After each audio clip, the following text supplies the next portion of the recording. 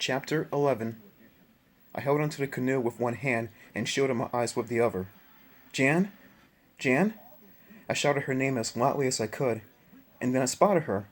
I saw her blonde hair glowing in the bright sunlight, and I saw her red swimsuit, her arms moving steadily, smoothly, her feet kicking up foamy waves.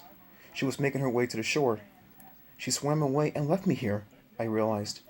I turned and searched for the other canoes. Squinting against the sun, I could see them far ahead of me, too far away to hear my shouts.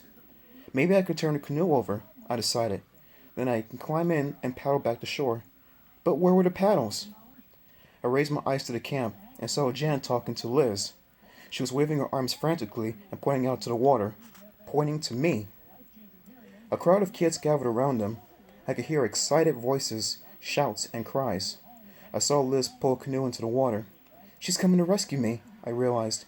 Jan must have told her I couldn't swim all the way back. I suddenly felt embarrassed. I knew all the kids on shore were watching me. I knew they were talking about what a wimp I must be, but I didn't care. I just wanted to get back on dry land. It didn't take Liz long to paddle out to me. When I pulled myself into the canoe, I started to thank her, but she didn't let me get a word out. Why'd you do it, Sarah? She demanded. Excuse me? I gasped. Do what?